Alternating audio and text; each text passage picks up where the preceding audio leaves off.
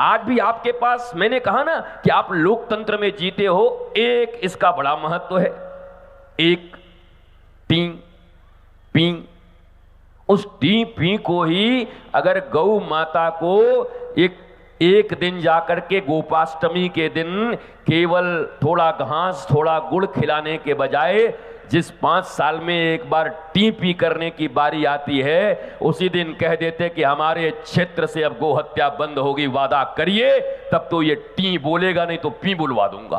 तो मुझे लगता है भारत के कोने कोने में गौ माता सुरक्षित हो जाती। पर इतना भी तुम नहीं कर सकते तो क्या करोगे गौ माता के लिए? और गौ माता, कैंसर बीमारी से कभी कोई जूझा है? यहां बैठे हुए किसी को कैंसर कभी हुआ है? या उनके घर में किसी माता पिता को? हाथ उठाओ तो। माता पिता दादा दादी किसी को कैंसर की कोई तकलीफ थी? है? जो बच्चे पढ़े लिखे हैं उनको पता है, अगर एक ब्लड कैंसर को छोड़ दो तो बाकी सारे कैंसर कर्क्यूमिन के अभाव में होते हैं। और जो लोग हमें अनपढ़ कहते हैं, हमें गंवार कहते हैं, हंसते हैं हमारे ऊपर रील बना के, गोबर भक्त कहते हैं, गोमूत्र भक्त कहते हैं। और ये कहने वाले के घर में भी अगर कैंसर के पेशेंट हो जाएं तो कीमोथेरेपी करा के मरना तो निश्चित है, पर तुम लैब में टेस्ट करवा लो। इसको अमेरिका और जर्मनी ने भी सर्टिफाइड कर दिया है कि गोमूत्र के भीतर जो चीजें हैं वो कर्क्यूमिन को इंस्टेंट पूरा कर देती है और किसी भी कैंसर से लड़कर उसे ठीक करने में वो समर्थ है। तुम पढ़ लेना, तुम्हारे यहां लेबोरेटरी हो तो टेस्ट कर लो। हाथ कंगन तो आरसी क्या भैया, जो प्रमाण खुद ले सकते हो उसको हमसे क्यों कहवा रहे हो?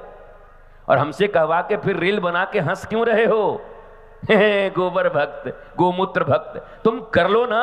वैज्ञानिक के बेटे हो तो, साइंटिस्ट तुम्हारे पूरे खानदान में लोग रहे हैं तो तुम कर लो एक बार। हम तो बैठे हैं साइंस पढ़ करके, और कई बार कहा, पहले दिन भी कहा कि साइंस के किसी भी सब्जेक्ट को कभी भी किसी बच्चे को दिक्कत हो तो एक ऑनलाइन पोर्टल भी खोल दे रहा हूं। कम से कम इस गोनार्द की भूमि और इन स्कूल और कॉलेज में पढ़ने वाले कोई बच्चे कोई तकलीफ हो, पैसे न हो ट्यूशन का, तो ऑनलाइन जारी कर दूंगा। फिजिक्स, केमिस्ट्री, मैथमेटिक्स, बायोलॉजी, जिसमें जो पूछना हो मैं तुम्हें जवाब दे दूंगा। ऑनलाइन आकर के तुम्हें पढ़ा दूंगा घर बैठे सारे छात्रों को। तो तुम क्यों नहीं करते? अगर कोई केवल अनपढ़ आदमी आके बोले तो हंसोगे, ये आस्थावान है, गौ माता करते रहता है।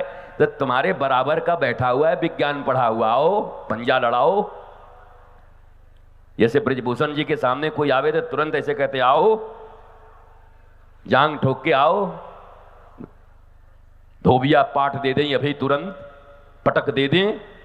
तो वैसे ही अगर तुम छात्र हो, पढ़े लिखे हो, तो मैं भी तुम्हें एक बार ठोक के ऐसे कहता हूं कि आओ मैं तुम्हें गौ माता के विषय में बताता हूं, और तुम्हें पता चलेगा कि भारत अगर आज और अभी से गौ माता को अपनी मां की तरह मानकर इनका संरक्षण और संवर्धन शुरू कर दे तो और कोई उपाय नहीं है दुनिया में। ये कल कारखाने, ये पुर्जे, ये बड़े बड़े जूते के फैक्ट्री, ये सब कानपुर की गंगा नदी को ऐसा बना के छोड़ दिए हैं कि जहां पर पानी पीना तो दुभर छोड़ो, उसमें स्नान करना भी मुश्किल हो गया है। इनसे हमारा भारत विश्व गुरु कभी नहीं था। थोड़े मशीनरी बनाओ, थोड़े फला बनाओ, थोड़े धमाका बनाओ, नहीं होगा। विश्व गुरु का अर्थ था कि हर आदमी प्रसन्न था। कथा से क्या प्रसाद मिलेगा? कहा मनुष्य आत्मज्ञानी होकर के, प्रसन्न होकर के पांडाल से उठेगा, यही कथा का प्रसाद है, और सारा जीवन प्रसन्न रहेगा क्योंकि आत्मज्ञान उसके भीतर रहेगा। आत्मज्ञान के भीतर ही गौ माता का संरक्षण है। मैं सब अध्ययन करने के बाद, सारे लैब टेस्ट करने के बाद और शोध करने के बाद ये बोल रहा हूं कि गौ माता के ऊपर शोध थोड़ा कर लो तो आस्था तो तुम्हारी इतनी बढ़ जाएगी और अपने पाप तुम्हें समझ में आ जाएंगे। कुछ समय तक तो मजबूरी थी, हमें जबरदस्ती गुलाम बनाकर गौ माता को मारा गया, पर आज ऐसी कोई जबरदस्ती नहीं है।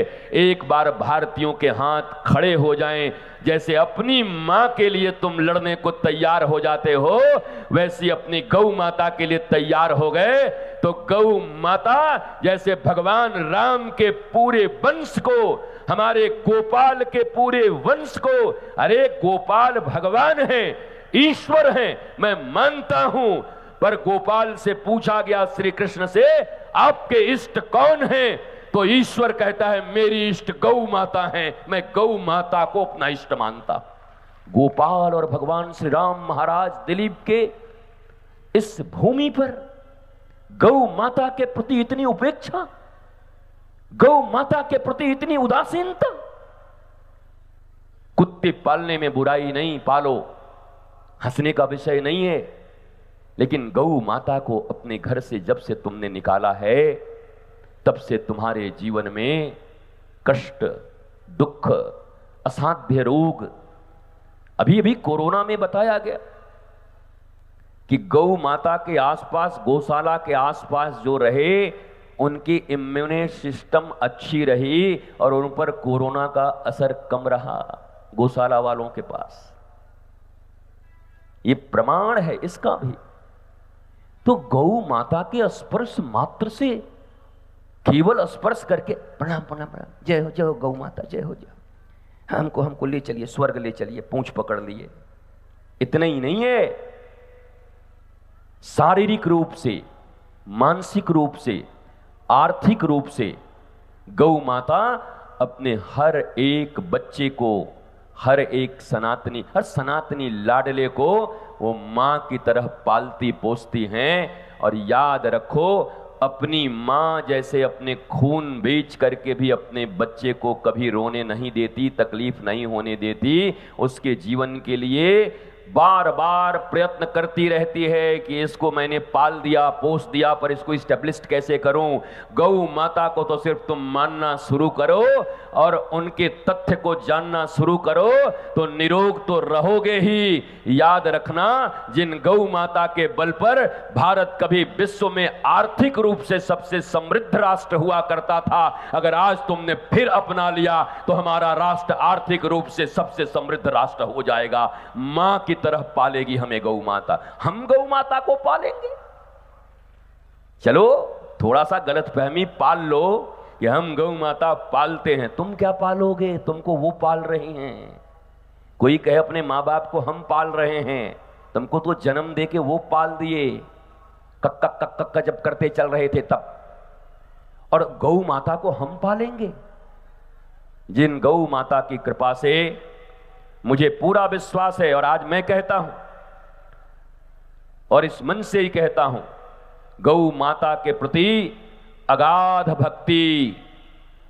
भक्ति के कारण ही रितेश्वर किसी के द्वार पर जाने से हिचकता है। मुझे आज परम विश्वास है कि मेरे पुत्र बृजभूषण शरण सिंह के गौ प्रेम के कारण ही रितेश्वर उनके द्वार पर बैठा हुआ है और पुत्र की भांति उन्हें अपना स्नेह दे रहा है। जानेंगे तब मानेंगे, तब हमारे जीवन में आनंद और आह्लाद होगा।